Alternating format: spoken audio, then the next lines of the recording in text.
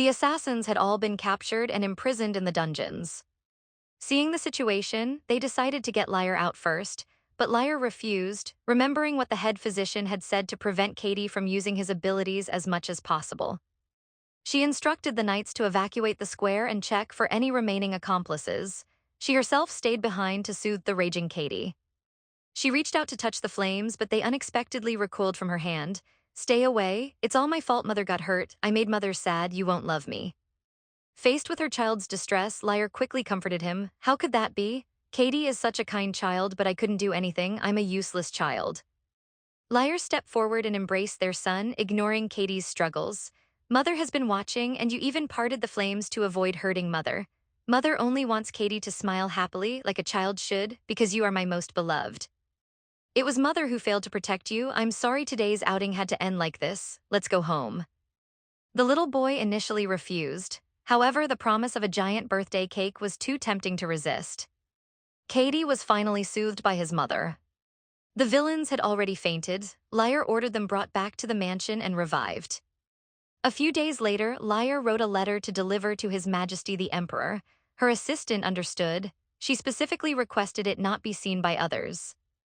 A few days later, in the Imperial Palace office, the Emperor received a top-secret letter. He heard it was from the Duchess. Curious, he opened it. What kind of letter warranted the term top secret? After reading it, the Emperor simply smiled. "Sion acts like a dog chasing its master. It's not without reason." In the letter, Liar recounted the events of the past few days and offered to exchange information that would interest the Emperor. The Emperor, aware of the recent unrest in the north, guessed this was the reason. He was also curious that his friend's unrequited love had borne fruit. He had to help, so he summoned a subordinate. "Contact Liar after dawn. I'm going to a meeting before they take root in the Empire. I will nip them in the bud." Here, a knight came to report the results of the interrogation. The red-haired woman, terrified, confessed everything before even being questioned. She also revealed Belle's location. Knights had already been dispatched to bring her back. But the clues revealed that the red-haired woman hadn't planned this alone. The mastermind behind it all was Lucy of the Dark Guild. He still played it cool, saying whatever. Liar hadn't expected that the gift Katie wanted most was her birthday wishes. He had approached the red-haired woman while she was searching for mercenaries, offering the kidnapping of the Duke's son as revenge. Liar thought briefly and decided to wait for the Duke's return before taking action.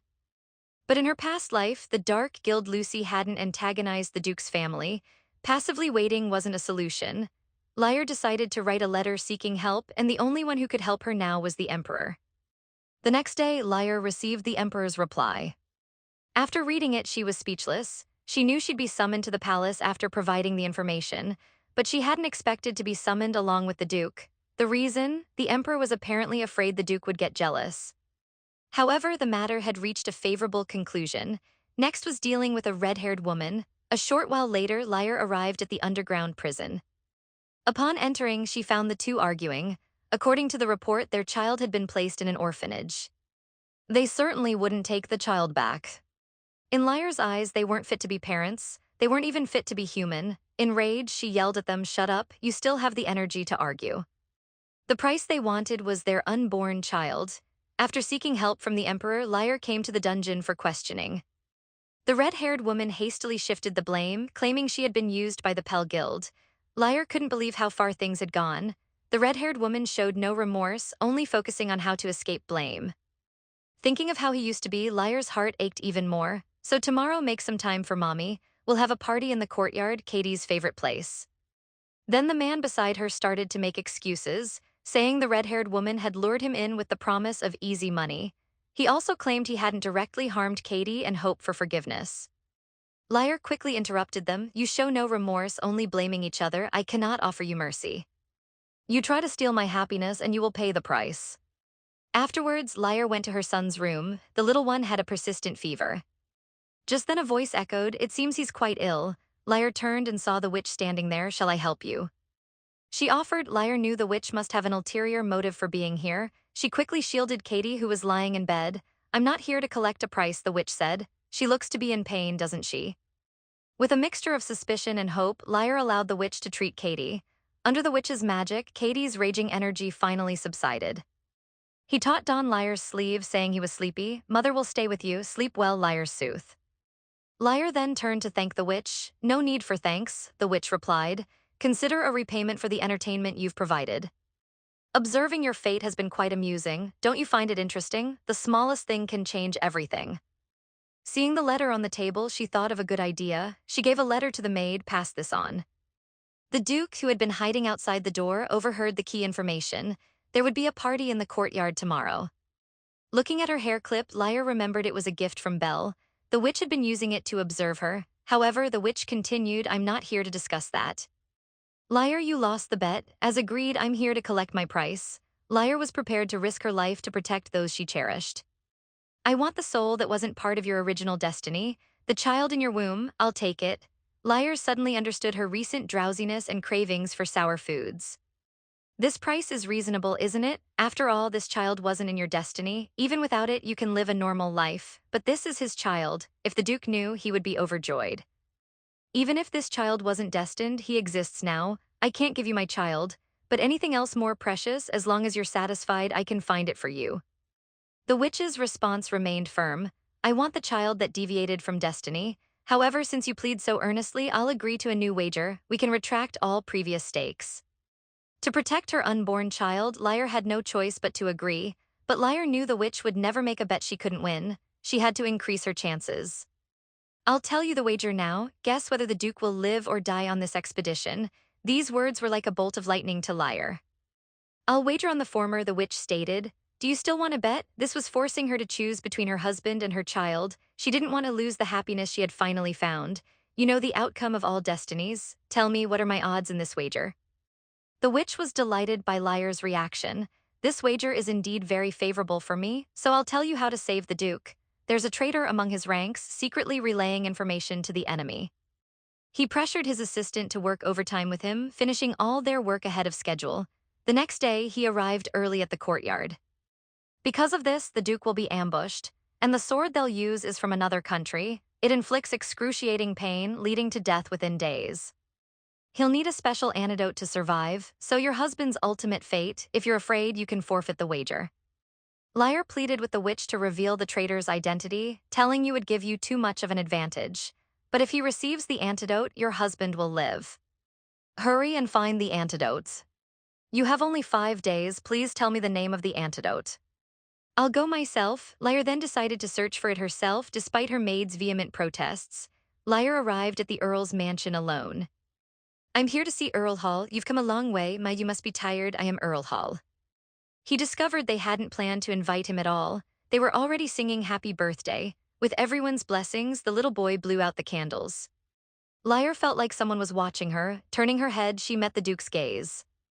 "Your Grace, what brings you here?" "What are you doing?" Liar gestured to the people in the courtyard. "As you can see, we're having a birthday party. Katie doesn't like crowds, so it's just a few close friends and family." The Duke suddenly felt a bit annoyed. "Why are you always acting so strangely?" Liar couldn't help but think. The man who always says he's busy, why is he suddenly here? And so, the two began a passive-aggressive battle. For some reason, Liar could only recall bits and pieces of the original Liar's memories and was clueless about the Duke's accusations. Still, she didn't forget to invite the Duke to participate in Katie's education. But then she heard the Duke ask a seemingly unrelated question. "Since we arrived, you've been calling our son by his nickname. But you keep calling me Duke. Don't tell me you don't know my name." She hoped this would bring her closer to Katie. The next day, Katie woke up to find a gift beside him. A woman married for 10 years, yet she didn't know her husband's name. Liar was dumbfounded by her husband's question. She had specifically asked the maid about his name before, but she had never used it and had forgotten his full name. She tried to play dumb, but the Duke pressed her. In a moment of panic, she blurted out Kiri. The Duke's heart skipped a beat. He subtly turned his face away, trying to hide his reaction. Liar wondered if she had said something wrong. Unable to recall his full name, she had improvised with a nickname. She awkwardly explained, "Because I wanted to call you Kiri." The Duke was no longer listening to her explanation. All he could think was she used to call me Duke, and now she's calling me Kiri. Could it be that she's finally opening up to me? If this keeps up, he flushed crimson, abruptly blurted out, I have something to do. I'll be going now," and practically stumbled out of Liar's sight. As soon as the Duke left, Katie came running out, clutching at his mother's skirt. "What did you and father talk about?" "Nothing much," she replied, thinking, does he want his father's birthday wishes too? The thought hadn't even crossed her mind. His mouth complained, but his hands had already started to move. He opened it to find a teddy bear, a letter, and a pink box of ointment. She crouched down and apologized to her son. Are you upset because mommy didn't invite father to your birthday party? Actually, father wanted to wish you a happy birthday too, but he was very busy and had to leave before he could say hello. The little boy didn't care about his father's wishes at all. He just wanted his mother to come back and have cake with him. Lyre couldn't help but think, Arkady is just too adorable. Under everyone's watchful eyes, the little boy took small bites of his cake and asked his mother if she would wish him a happy birthday in the future too. His cuteness charmed everyone present. I wish you a happy birthday every year, Katie, Lyre promised, and we'll have even bigger birthday parties in the future. Tears welled up in Lyre's eyes. Another voice echoed in her heart, I hope you can forgive me even if I can't hear you. Katie panicked when he saw his mother suddenly crying. I heard eating sweet things makes you feel better. This cake is really yummy. Try some? Lyre opened her mouth and ate the cake from Katie's hand. Perhaps it was the intrusion of the unfamiliar memory earlier that made her feel she didn't deserve to be this happy. A few days later, after replying to her social correspondence, Lyre wasn't sure where to go. Her son was upset because she had been late to see him and demanded she come to him first next time. Opening the letter, it was filled with Lyre's concern and motherly love. Katie was puzzled. Why had his mother, who had always found him troublesome, suddenly become so affectionate? Meanwhile, Lyre continued her daily visits to the Duke. This time, she even managed to keep him from leaving, only for him to ask, can you come to me first next time? Lyre was exasperated by this father and son duo. How could they be so alike? She only had one body. How could she be in two places at once, just as she was agonizing over this? Her maid suggested a solution, and that's how the current scene came to be. The three of them were in the same room, yet no one spoke. Lyre pretended to sip her tea, completely baffled by how things had turned out. This wouldn't do, she decided to break the silence. But as soon as she uttered two words, both of them turned to her and asked, what is it? Taking aback, Lyre stammered, it wasn't for you, Duke. Thinking quickly, he seems to like that perfunctory pet name. I was calling Katie, she managed. Even without looking, she could feel the Duke's gaze on her. Lyre chose to ignore it. Do you remember our agreement about the birthday celebration? Katie, feeling triumphant, replied, you mean the one where just mommy and I go? He emphasized the I. Overhearing this, the Duke unconsciously snapped his pen in two, his mind far from work.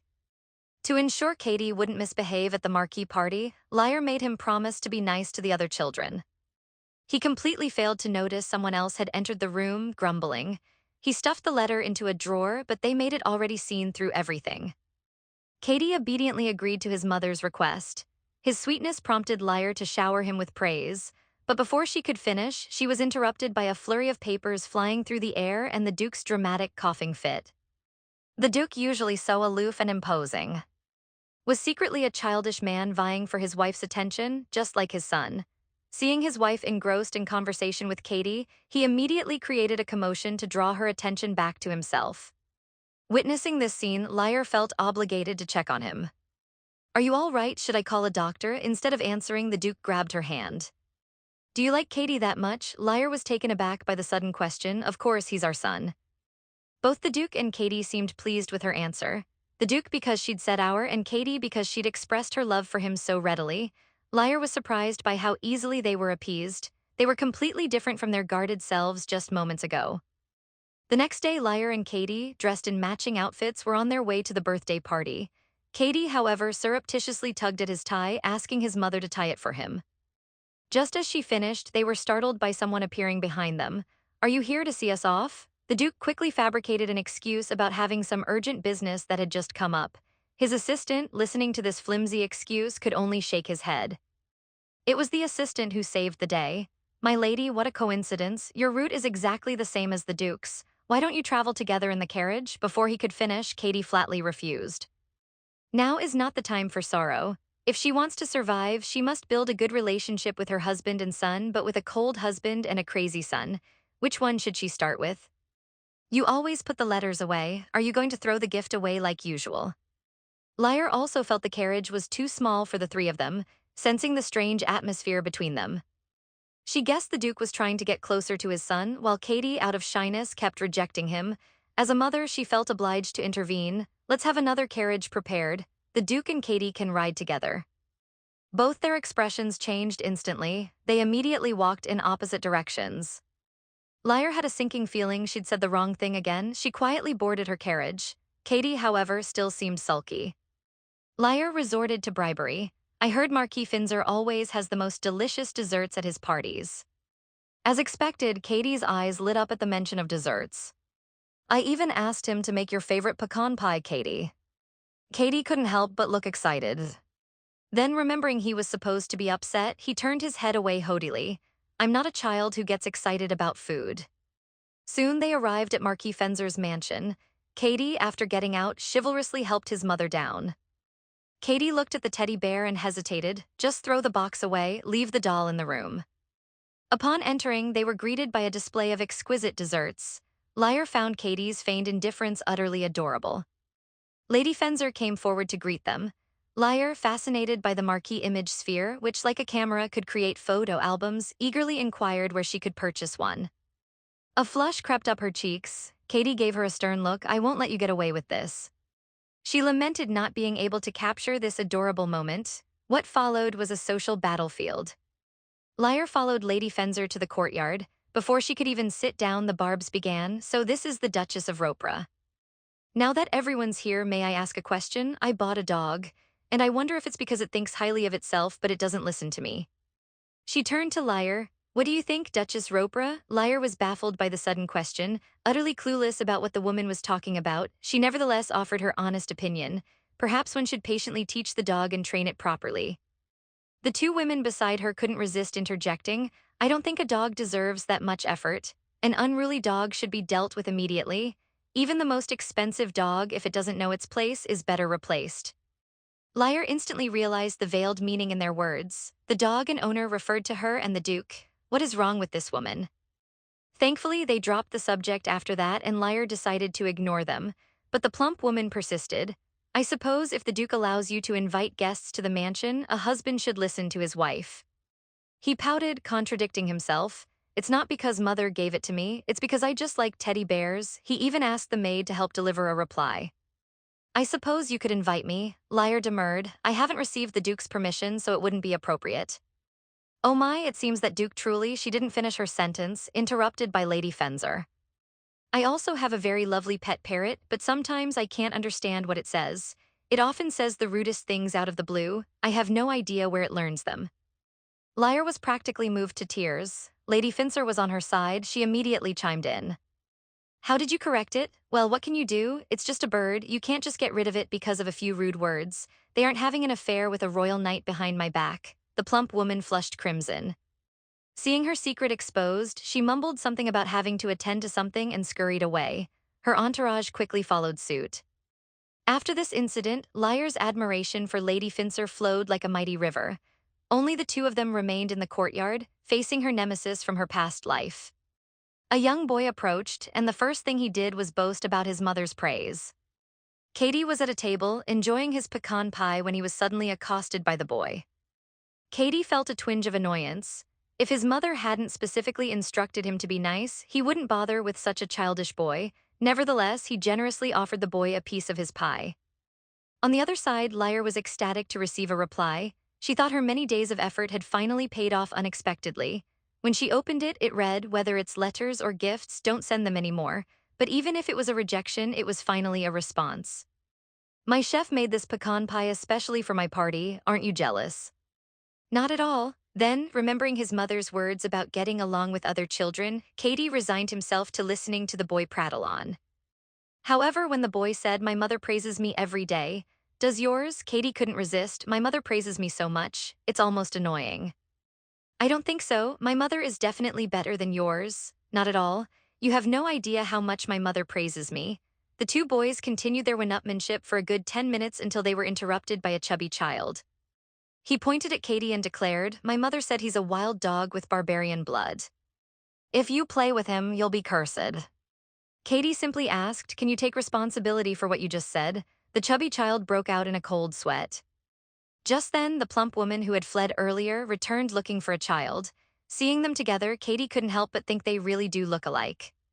Meanwhile, Liar and Lady Finzer were discussing parenting. Suddenly, Liar felt a splitting headache. A wave of unfamiliar memories flooded her mind. A man was pointing at a young liar, scolding her, "You must use your face to build connections with the nobility." She still needed to take it slow. It seemed the man was the original liar's father. Once she recovered, she decided to find Katie and go home. As she walked with Lady Finzer towards the courtyard, she wondered if Katie had gotten into a fight. Although the scenes from the novel were vivid in her mind, she suddenly heard that Katie was crying. She immediately ran to where the incident occurred. Upon seeing his mother, Katie tearfully rushed into her arms. "Who made my child cry?" Liar thought. Bullying her was one thing, but Katie was absolutely off limits. "Lady Zaddy, you had better explain what happened." The plump woman trembled, stammering, "My child made a small mistake. He said your son has barbarian blood. But you know it's just children's play. Do you think this is something that can be overlooked?" "I'll only say this once. Apologize to my son." Seeing that she couldn't fool her way out of it, the plump woman grabbed her son and forced him to apologize. Looking at the tearful, adorable child, what mother could resist questioning the one who bullied him? Under Liar's glare and his mother's coercion, the boy reluctantly apologized. Unexpectedly, the plump woman then tried to reach out and touch Katie. Liar immediately shielded her child behind her. The matter of winning over her husband could be put aside for now. Katie was her priority, so she asked where Katie was. Warning the plump woman, "I won't allow someone who would hit a child to touch my son. I will leave this matter to my husband." In Liar's eyes, the child wasn't at fault. The fault lay with the parents who didn't know how to teach their child kindness. "No one should raise a child so carelessly. That is why I will not forgive you." With that, she took Katie and left her home. She continued to comfort Katie in the carriage. She had thought the crazy male leave from the novel would be a bully, but Katie, after all, was still just a child. "I'm sorry, mother, I should have stayed with you." Although he had just been crying, the little boy didn't forget to boast to his mother, "I was good and got along with the other children, so mother, please don't leave again." His words tugged at Liar's heart ever since she arrived in this world. She had been trying to make up for the maternal love Katie had missed, but she still couldn't understand why the original Liar would treat her child this way. In Liar's heart, Katie was no longer the male lead of this world. She truly saw him as her own son. Suddenly, the little boy pouted, "I kept my promise to you. Isn't there even a small gift?" Liar playfully pretended there wasn't. The little boy's pout intensified. Hearing his mother say, "Of course there is, I'll grant you one wish," he immediately brightened. "Then I want mother to read me fairy tales every night." Liar was surprised. She hadn't expected Katie to have such a small wish. That boy said his mother reads to him every day. Liar then realized that her little boy was comparing mothers. She received the answer in the courtyard. "I hope our Katie can have fun next time too." By the time they returned to the Duke's mansion, it was already evening. The weather was getting warmer. "We can go boating together to cool off." Katie was delighted to hear together. "But that together better not include father." "I don't want to go with father. I just want to go with mother." However, Liar hadn't forgotten that a harmonious family was essential for raising a good child. "Mother will try her best for you." Back in her room that night, Liar finally had time to think about the day's events. She wondered why Lady Zaddy had been so hostile and called the Duke of Barbarian. She speculated that perhaps the original Liar had been forced into the marriage. And that was why she disliked her husband and child. Having crossed over into this world, Liar had none of the original Liar's memories, only some lingering habits from her past life. The more she thought about it, the stranger things seemed, so she decided to ask her maid what it meant to be called a barbarian in the Empire. This question, however, startled the maid considerably. The maid stammered about men selling their daughters to dukes for exorbitant dowries. Since arriving here, Liar couldn't recall a single memory of the original Liar. When faced with uncertainties, she could only inquire with others. The maid was shocked by the question. "Could he be wanted to see me?" She quickly got dressed and headed towards the courtyard. Liar had to explain that she had overheard Lady Zaddy's son at the Countess gathering saying that Katie had barbarian blood and that anyone who touched him would be cursed. She added that she couldn't remember much since the accident. It dawned on the maid that her mistress had lost her memory, which explained her dramatic change in behavior and her newfound affection for the young master. Liar, sensing the maid's apprehension that she might revert to her old ways upon regaining her memory, firmly assured her that she wouldn't change. She now understood Katie's importance. The maid, however, insisted that the Duke mustn't learn of this.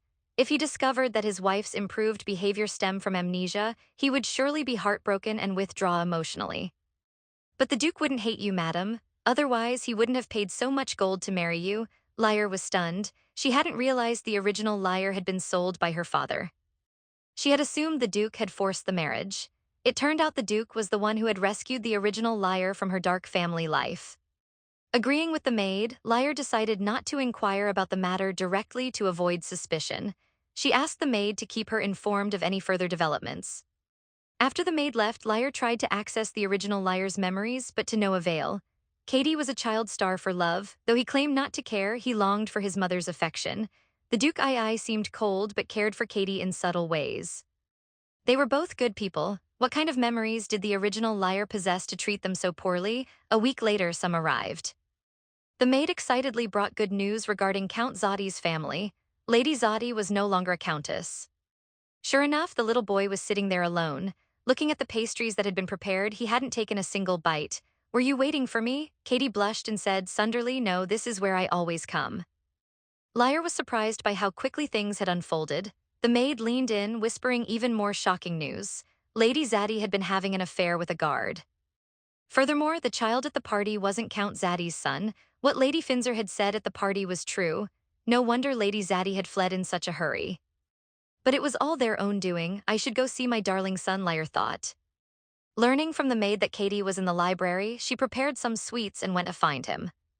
But upon arriving at the library, it was unusually quiet. She called Katie's name, but there was no answer. Finally, she found her son asleep in a corner. She initially intended to wake him and carry him to bed, but she felt his little face burning up and his skin flushed. Panic seized Liar. Unsure if it was a fever or related to fire magic, she scooped Katie up and rushed to find a doctor. The boy had made himself ill just to experience what it felt like to have his mother by his side. At the last gathering, his friend had not only boasted about his mother reading him bedtime stories every day, but also about how she stayed by his side when he was sick, holding his hand. "Then I'll just watch you eat from behind. I absolutely won't disturb Katie's rest." And with that, she slipped behind him, watching her son eat dessert with adoring eyes.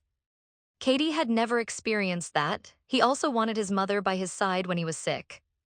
Though that's what he truly desired, he outwardly scoffed at the other boy's frail health. He wasn't like other ordinary children, and he was certain his mother loved him more. Unexpectedly, the magic within him surged. After the doctor examined him, it was determined that the sickness was only temporary pain. However this condition might persist for a while, Liar remained deeply worried. Katie's body was burning like fire. The doctor explained that the fire magic within Katie was growing and his body needed to adapt to the sudden change. Only basic treatment could be provided for Katie. Despite the doctor's words, Liar was still incredibly anxious. Therefore, she decided to stay by Katie's side tonight and care for him personally. Due to the fever, Katie's sleep was restless. He cried out, saying he was hot and his head hurt. Liar's heart ached as she watched the little one suffer. In his delirium, Katie opened his eyes and saw his mother. Unexpectedly, Katie called her mother for the first time at a moment like this. The little one pathetically confessed that he didn't get along well with the other children and hoped Liar wouldn't hate him. He promised to try harder in the future. Lost in thought, she heard voices outside the window. Looking up, she saw a cute little boy. A thought struck her. Katie is especially cute today as well. However, a week later, Liar fell silent, staring at the table full of invitations. Liar quickly embraced him, comforting him. "Mother will never hate Katie. I'm glad you remembered our promise. From now on, you don't have to force yourself to get along with other children. Katie's happiness is the most important thing." A few minutes later, she finally soothed the whimpering child. Tucking Katie in a bed, she told him to rest more so he could recover quickly. "When you're better, we'll go boating just like we promised. It'll be so much fun together." Katie suddenly requested his mother to read him a story until he fell asleep. Although puzzled, Liar picked up a book. As Liar read, Katie gradually drifted off to sleep. Unexpectedly, the inconsiderate Duke arrived, bursting in and loudly asking why Liar wasn't asleep yet. Liar quickly shushed him. She hadn't realized the Duke was still awake. She figured he must have come because he was worried about Katie working late into the night and still making time to check on him. He seemed to prefer hiding his emotions. She reassured the Duke not to worry, as she would be staying with Katie all night. This, however, puzzled the Duke. The Liar he knew would never have done this. Liar explained she was trying to change, but you always hated Katie and me. That day when the child cried, "Why were you angry? Even if it were true, you should have her remain calm." He then suddenly asked to hold Liar's hand. Liar hesitantly extended her hand. The Duke questioned her further. "You never let me touch you before. Now, not only do you call me by my name, but you're also willing to let me kiss you." Quickly writing copy and paste of replies. Now isn't the time for socializing. Watching Katie eat cake in the courtyard kept her very busy. "Did you lose your memory after the accident?" The Duke finally realized his wife had amnesia. The liar he knew had always been cold and distant. She wouldn't be this gentle and affectionate. Liar hadn't expected her secret to be discovered. She feared the Duke would be hurt when he learned the truth. The Duke, however, felt that without the past, perhaps Liar would always treat him this kindly. He cherished Liar's smile as radiant as spring blossoms, and the gentle sound of her voice saying his name. He hoped Liar would remain like this until her memories returned, even if it was only temporary tenderness. Faced with her husband's heartfelt confession, Liar felt breathless. His embrace was too tight. Nevertheless, she answered the Duke earnestly, "If that's what you wish, I will do it. I know you're a kind and considerate husband. Your coldness stems from fear. Fear that after I regain my memories, I'll go back to hating you like before and forget everything that's happened now." The Duke was deeply moved. His wife knew exactly what he was thinking. Hearing his wife promise not to forget his kindness, even if her memories returned, brought him a sense of relief. "I'm so afraid all of this will suddenly disappear. Then you'll stop speaking to me, then I truly wouldn't know what to do." She even kept a special observation diary for this purpose. Seeing the Duke like this, Liar couldn't help but laugh. He was a completely different person from the cold and sharp-tongued Duke she'd first met. He was so endearing now. The Duke explained that back then he hadn't known about her memory loss. He thought she was toying with him. Only now did he understand the truth. He then offered another heartfelt confession. "I always look forward to your smile. Even when you were cold to me, I still loved you. No matter how aggressive you were towards me before, your smile could still melt my heart." Liar blushed at the Duke's sudden closeness and confession. A handsome and wealthy man whispering sweet nothings right in front of her, who wouldn't be moved? Although she was happy about the progress in their relationship, this position was too embarrassing, especially with Katie sleeping right next to them. She stammered, asking the Duke not to get so close, only to be mercilessly teased. "Why is my wife stuttering and her face is so red?" He even mischievously landed closer. Liar quickly stopped him. "Weren't you here to see Katie?" "I am here to see Katie, but I'm also worried about you." Liar pouted, complaining that he never used to say such nice things and always dismissed her visits to his office, claiming to be busy with work. The Duke patiently explained that he actually wanted to see her more. He knew this blissful time would be fleeting, so he cherished it even more. He was actually very afraid, but he couldn't bear to stay away. "Today he frowned at me. From now on, I won't run away. I will always love you." The seemingly aloof and domineering Duke was secretly vying with his son for affection. After his confession, he just wanted to be close to Liar. Liar hadn't expected the Duke to be so clingy. In order to stay with him, he had even delegated all his work to his unfortunate employees. He shamelessly flirted with his wife, ignoring their sleeping son. Thankfully, Katie stirred awake. Liar quickly turned to check on the little one. Katie sleepily mumbled that his head was dizzy. Liar placed a cool, damp cloth on his forehead. The little one didn't forget to take a jab at his father. "If only Mother were here with me alone, I would definitely get better faster." Hearing this, the Duke had a bad feeling. Sure enough, the next second, Liar politely asked the Duke to leave. Trying to prove his usefulness, the Duke started to say that he'd experienced the same thing as a child. He was cut off by his son's whiny voice. "Mother, he's so loud, my head is spinning." The Duke found the situation utterly absurd. He hadn't realized his son's acting skills were Oscar-worthy. Katie nestled in Liar's arms, grinned mischievously at his father, while the Duke could only watch, facing the possibility of being kicked out. "So cute talking to Katie. The way he ignores me is so cute. Today I greeted Katie and he nodded, so cute." He tried to speak again, but Liar stopped him. "Katie needs to rest. Please leave." Resigned, the Duke left the room.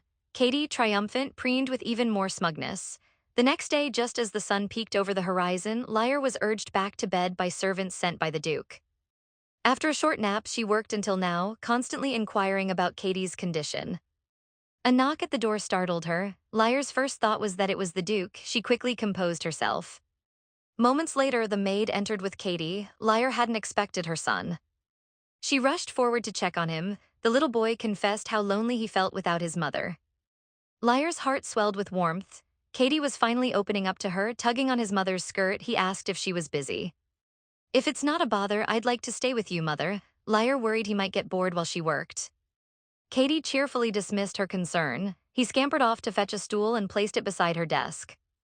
This strange train of thought made even the maid sigh. Did Madam hit her head or something? Isn't this a my enemy diary? I'll sit quietly here and wait until you're finished. Then you can read me a story. And so he did until rain began to fall outside the window. The maid remarked on the recent frequent downpours. Lyra remembered her plans to take Katie boating and realized they'd have to reschedule. Katie, munching on a cake, said nonchalantly, I don't mind, but father is surely too busy to go. He always has so much work and doesn't enjoy these sorts of things. No sooner had he spoken than the Duke himself appeared before them. Lyra jumped, startled by his sudden appearance. As Katie said, I am indeed quite busy, but you are always my priority. I will certainly make time to go with you. Katie shifted his focus. Mother will ride in the same carriage with me, won't she?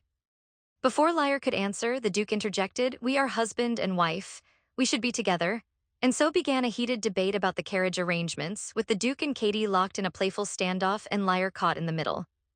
She needed them to get along for Katie's sake. He needed a harmonious family environment. An idea sparked in her mind. She stood up and told them both to stop arguing. Both of you out of this room. Both of them chuckled at her words, father and son, locked in a petty squabble for affection. We're finally facing Lyra's disciplinary action. If you continue to argue, you'll both have to leave. She hesitantly suggested, should we show it to the young master? Unexpectedly, this sparked Lyra's interest. Do you think showing it to Katie will bring us closer? She then turned her attention to her husband. As a father, how can you be so childish with your son? The Duke attempted to defend himself, but was met with an even sterner rebuke from his wife. Finished with the Duke, she turned to Katie. You're also at fault in this. A son shouldn't speak to his father that way. Your father wants to spend more time with you, Katie, but he also has responsibilities as an adult. We should understand that. Katie, feeling guilty, immediately apologized to his mother and promised to behave better in the future. But Lyra wasn't quite finished with him yet. The mischievous glint in her eyes sent a shiver of apprehension down their spines. Now, both of you must hold hands until you can get along peacefully. Their faces paled. Lyra ignored their protests and instructed the maid to take them to the hall. And so, with expressionless faces, the two arrived in the hall. To fulfill Lyra's request, the Duke simply scooped up his son. This made hand-holding considerably easier. Katie, pouting slightly, offered his hand to his father. He then looked back and instructed the maid to report this scene to his mother in detail. The Duke, carrying Katie, paraded through the mansion. Their unusual behavior sparked murmurs among the staff. The Duke felt a pang of embarrassment, realizing just how many servants were in the mansion. Katie, meanwhile, continued to complain, blaming his father for their predicament. She couldn't wait to show her son, leaving the bewildered maid behind. If you had just agreed to let me ride in the carriage with Mother, we wouldn't be in this mess. Faced with his son's complaints, the Duke simply looked away awkwardly. He finally realized that Katie was just a young child. He felt a pang of guilt for his selfishness. No wonder Lyra was angry, but Katie never expected his father to suddenly apologize. His eyes widened in disbelief, then shyly he turned his face away. Well, Mother still likes me best anyway. The Duke wasn't about to be outdone. Even if Lyra likes you best, I am still her husband. Besides, this whole liking you best thing is just your misunderstanding. The maid trailing behind them observed everything. Their relationship seemed to be growing closer. After circling the mansion, they returned to the room. They found Lyra asleep at her desk, seeing this as the perfect opportunity to showcase his husbandly strength. The Duke decisively lifted Lyra into his arms, intending to carry her back to their room. He was surprised by how light she felt. Watching the couple, the maid couldn't help but feel a surge of romantic excitement. Madam is always worried that your Grace isn't eating well. Why don't you join her for meals and take care of her? She continued, laying it on thick. Madam often loses her appetite eating alone. She's been wanting to dine with you but hasn't known how to ask. Oh dear, I shouldn't have revealed that secret. My apologies, Your Grace. Hearing that Lyra wanted to dine with him, the Duke was overjoyed. He promised not to tell anyone, but is it true? Is Madam a fool? Never would she have imagined this could actually improve their relationship. With a gummy bear lollipop, Katie successfully entered his son's room. Of course, I wouldn't lie to Your Grace. Satisfied with the answer, the Duke prepared to carry Lyra to their room. However, Katie tugged at his sleeve. Mother took care of me all night. I want to be with her too. The Duke had anticipated his son wouldn't miss this opportunity, and so together they carried Lyra to her room, gazing at the sleeping Lyra, Katie's side. Mother looks so beautiful and she's so kind to me now. The Duke agreed with his son. She used to be quick to anger with everyone. She's completely different now. She even remembers my favorite cake, especially when she's reading. She looks like an angel. The Duke proudly echoed his son's sentiment. This unexpected praise brought a blush to Lyre's face, though she was pretending to be asleep. Although embarrassed, she was pleased to see them getting along so well. Should she open her eyes or continue feigning sleep, she decided to keep up the act, but after a long while she heard nothing. Tentatively, she opened one eye to peek. She found both father and son looking at her knowingly. This woman, the two launched into an enthusiastic stream of compliments. Causing Lyre's still pretending to sleep to blush even deeper. They had known she was awake all along. She didn't expect the room's decor to be so unlike a child's, yet she unexpectedly discovered the teddy bear she had given him, lying obediently on the bed. Lyre, flustered, pretended she hadn't heard a thing. "Are you two getting along better now?" she asked. Katie quickly answered, "Yes, because Mother wanted us to. We'll get along better and better. In my eyes, you're the best mother in the world. If you're still tired, you can go back to sleep. But can I sleep with you?" Lyre, upon hearing this, immediately pulled the little one into her arms. The triumphant Katie then began to provoke his father. "I think you should leave now. Did you forget what Mother said?" "Don't talk to your father like that." Katie, clutching his mother's hand. "Look shy. It's just that I love you so much that I want to be your favorite." "I don't hate father." Lyre happily hugged her son, watching from the side. The Duke pathetically asked, "Can I sleep with you too?" Katie generously patted the space beside him. "This time I'll agree. It's only because Mother wants us to get along." And so the Duke also got his wish to sleep in the large bed. Before long, little Katie drifted off to sleep. The heartwarming scene felt unreal to the Duke. Everything felt like a dream. This was the scene he'd fantasized about countless nights. He never thought it would actually become reality. And his wife's smiling face, telling him to promise to go boating in a few days. It reminded him of when she was younger, inviting him to play together. He held them both tightly. "This time I'll definitely keep my promise." The next day, as soon as he arrived at work, his assistant noticed his good mood. "However, today's workload was particularly heavy. We still have plenty of time. Why are we in such a hurry to finish? If this is a child of the manor, isn't he your crazy son?" The little guy tried to cover it with a pillow and a clumsy attempt to hide it. "I just haven't gotten around to throwing it away yet, so what are you here for?" He unexpectedly learned of the Duke's boating plans. "No wonder you've been personally investigating so many places recently." The gossiping assistant was ruthlessly sent back to work by the Duke. Just then, Lyre knocked on the office door.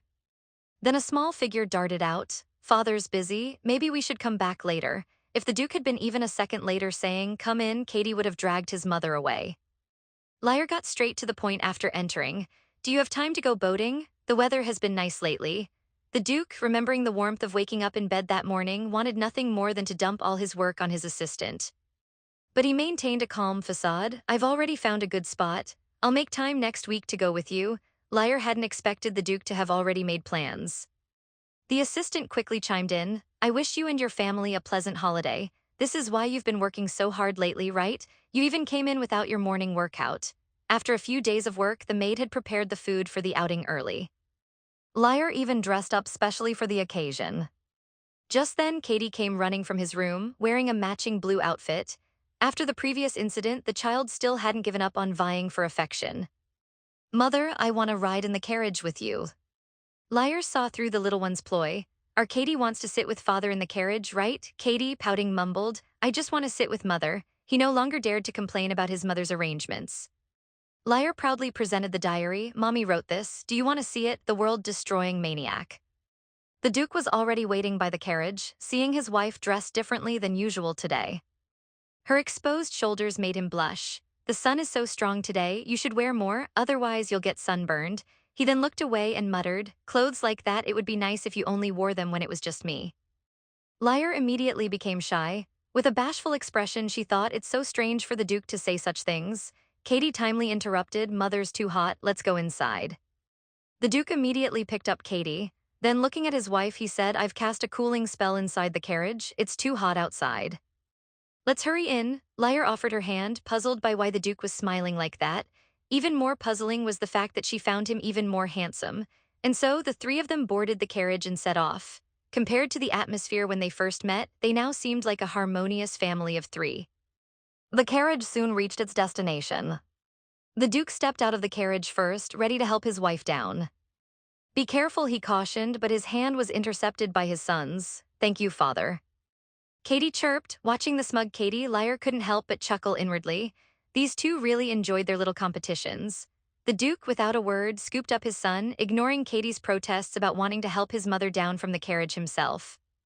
He smoothly assisted Lyre down. Katie, disgruntled, stuck out his lower lip. The Duke, still holding Katie, put an arm around his wife. The male lead actually loves sweets as a child.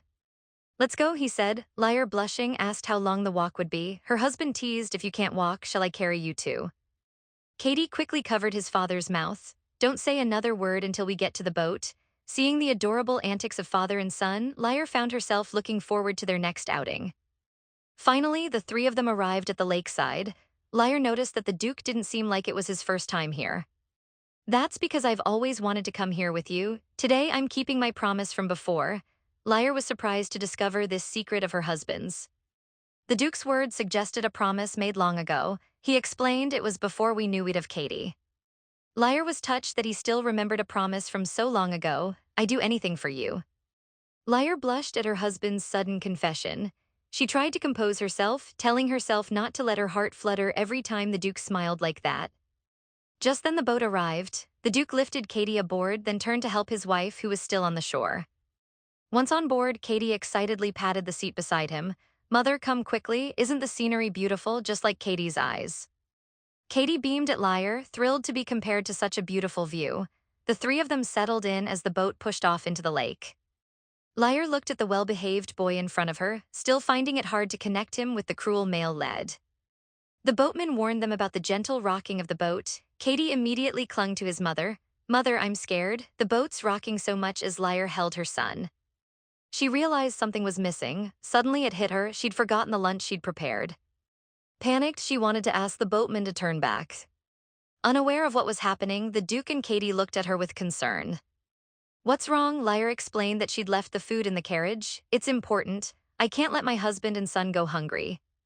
The Duke chuckled, you're still so clumsy. A sudden unfamiliar memory flashed through his mind. He'd heard that phrase before. They had met when they were very young. This memory must belong to the original Duke. While the Duke negotiated with the boatman, Lyre looked up to see the worried gazes of her husband and son. She quickly reassured them that everything was all right. This was their first outing together. She couldn't let it be spoiled. However, she playfully turned her head and pretended to be angry. Do you know how much I prepared for this outing? She thought perhaps it was because he lacked maternal love as a child, since she had transmigrated as his mother.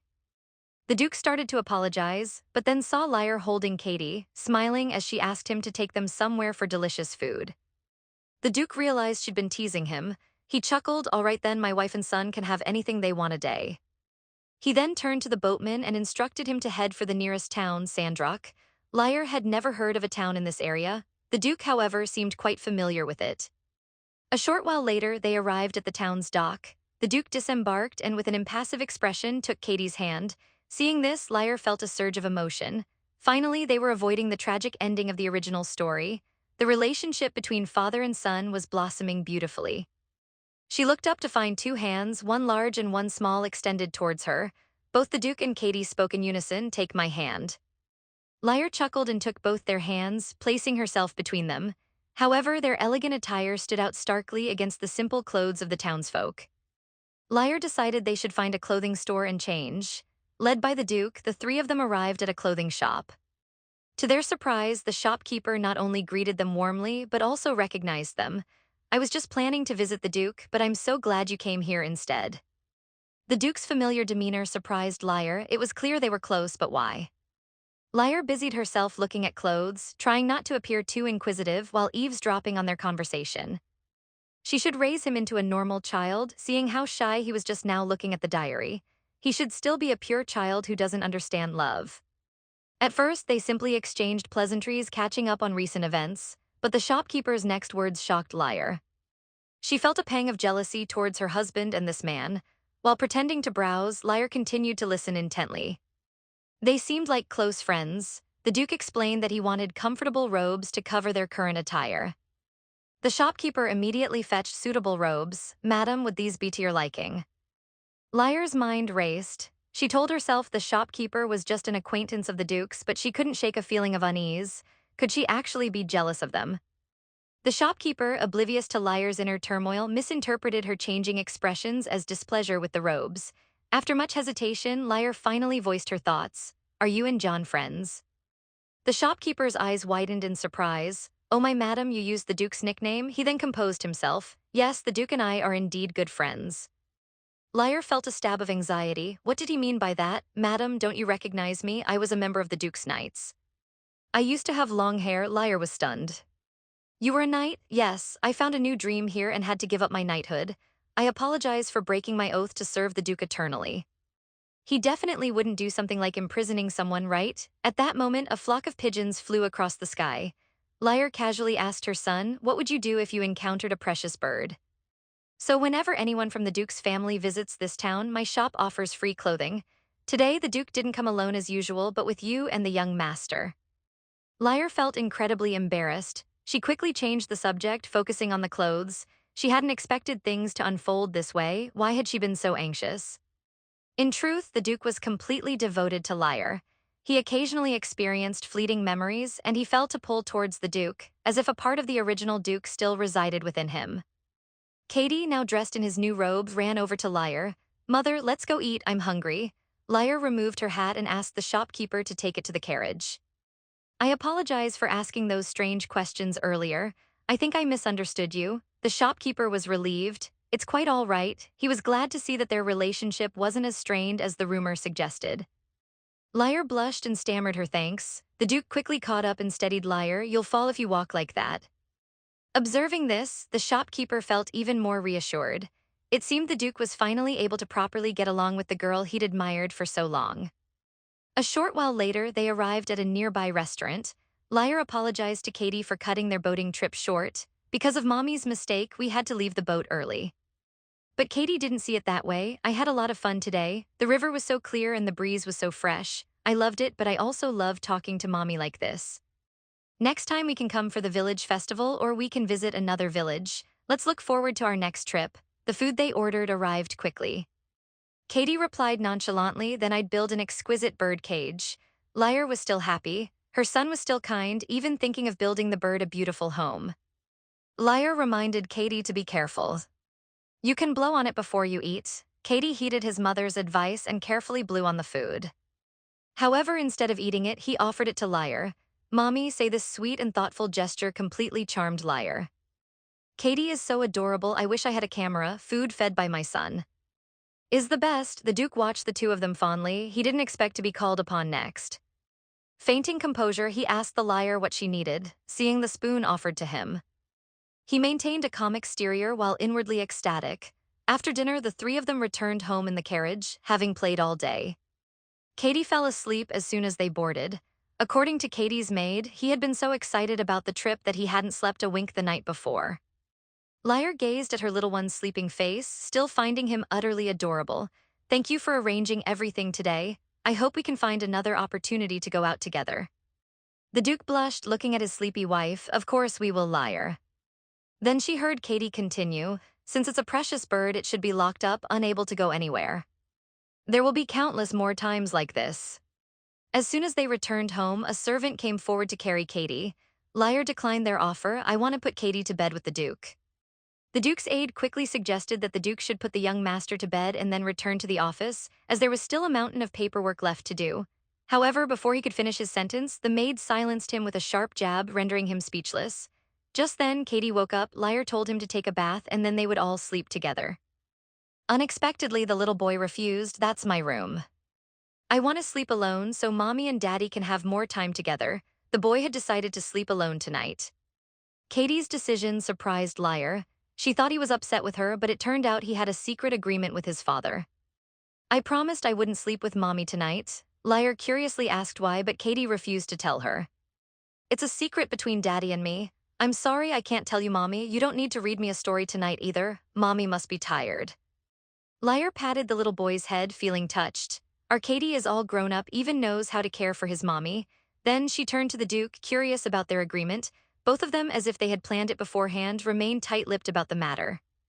So tonight, things didn't go as Lyre had expected. She had thought it would be the three of them together, but unexpectedly it was just her and the Duke. She knew he wouldn't tell her now, no matter how curious she was. Beautiful things should be kept for admiration. She wondered, could it be that Katie wanted his parents to be closer? Thinking this, she reached out and took the Duke's hand. To her surprise, he trembled nervously. Is the Duke still afraid? Is he worried his memory will suddenly return? Lyre wondered. So she began, what did you think of today's outing? Before the Duke could answer, Lyre was once again assaulted by the original Lyre's memories. The original Lyre's despairing wail echoed in her mind. I can't love him. I don't deserve happiness, but I can't stop myself from wanting to tell him I love him. It would be better if you hated me. Lyre realized something was amiss. The original Lyre seemed to have loved the Duke, but why did she push him away so relentlessly? Something must have happened. Noticing the change in Lyre's expression, the Duke asked with concern, Are you all right? You must be tired from the carriage ride. You should go to bed early and get some rest. Lyre knew the Duke was still cautious, afraid his memory might return. If they were to truly reconcile, she needed to know the truth. Why, she asked softly, even when I was so cruel to you, did you still love me? Why did you love me so blindly? Honestly, I don't know, the Duke replied. Perhaps it was your beautiful smile, or maybe your sometimes clumsy sweetness, but I just loved you unconditionally. Would you believe that? Lyre fell silent. Even when I didn't return your feelings, the Duke hadn't expected Lyre to bring up such a topic. It feels like this whole time has been a dream, Lyre explained. You must still be worried about my memory returning.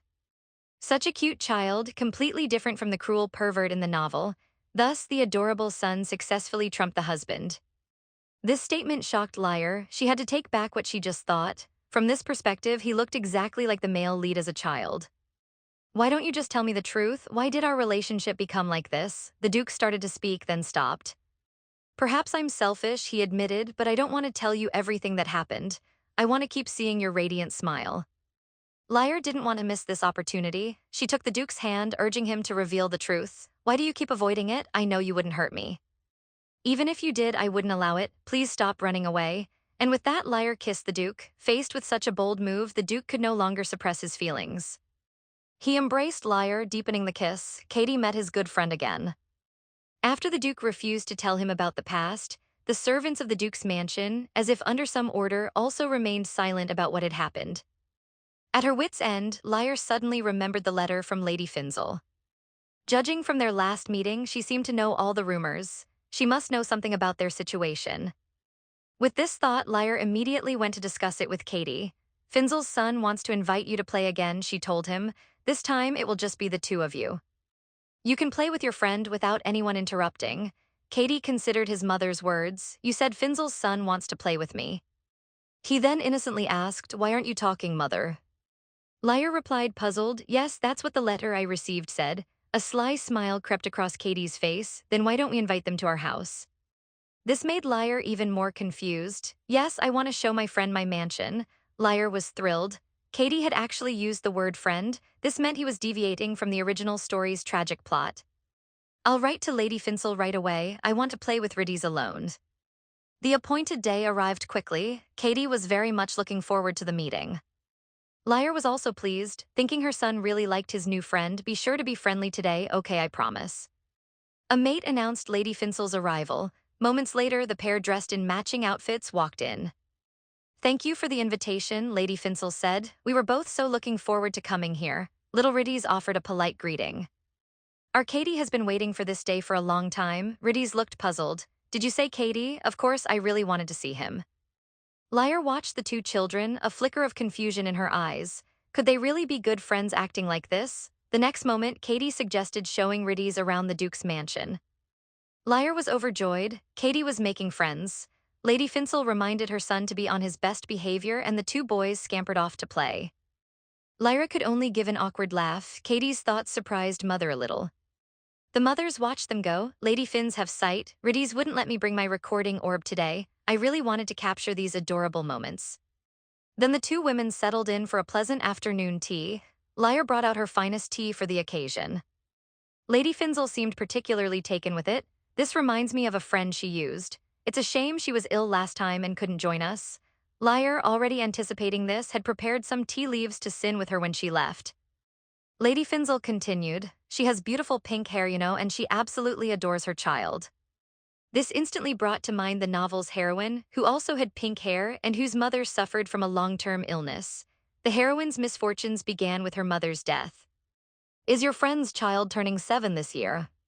Lyre asked, does she also have the same pink hair and bright, clear eyes? Hearing Lady Finzel's confirmation, Lyre knew this was the future heroine, the one Katie would imprison in the original story. Then Lady Finzel asked a pointed question, how do you know all this, Lady Lyre? You've never met her before. Lyre froze, unsure how to explain. Determined to prevent her future daughter-in-law's imprisonment, Lyre resolved to change the heroine's tragic childhood. Inside, she was panicking. What went wrong was the male lead different from other children, even at this age. But her conversation with Lady Finzel had aroused suspicion. Quickly, Lyre offered an explanation, claiming she'd inquired about children Katie's age. To her surprise, Lady Finzel believed her. So Katie and my friend's daughter are only a year apart. Lyre nodded, this detail firmly lodged in her mind. In the original story, the heroine's mother died when she was 8. That meant there was only a year left before her tragic fate began to unfold. Afterward, the heroine's father, consumed by grief, turned to alcohol. Unscrupulous individuals took advantage of his despair, driving him into crippling death.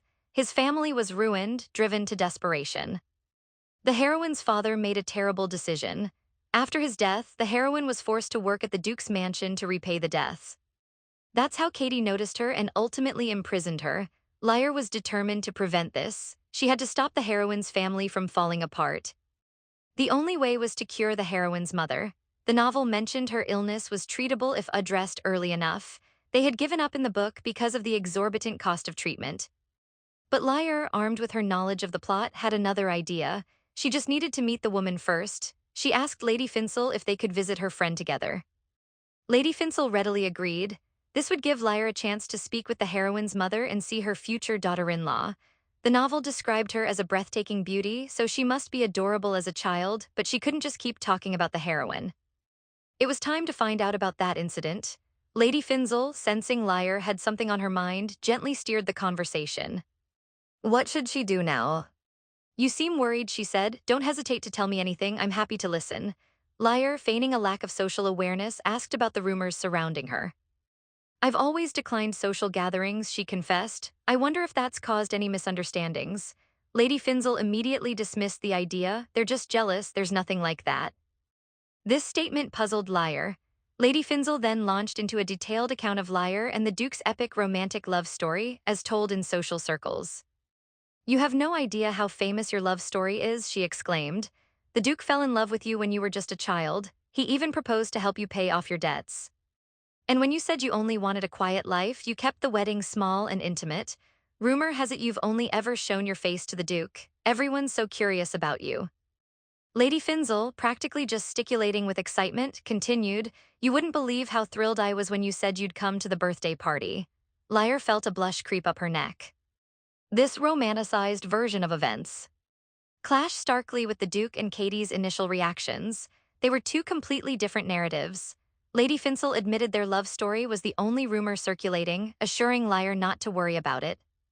It seems she wouldn't glean any other information from Lady Finzel. She'd have to rely on the original Lyre's fragmented memories. The conversation then shifted to their sons. Lyre happily shared the journal she kept for Katie. As they chatted about their children, a knock echoed at the door. Since that day, Lyre had been thinking about how to educate her child so much so that she didn't hear the maid calling her several times. Several servants who attended Katie entered the room. We need your help, madam, one began hesitantly. The young master and the Marquis's son are both mothers tensed, urging the servants to explain. They're destroying everything in their path, the servant blurted. We can't stop them. Lyre's heart sank. She immediately followed them to the scene.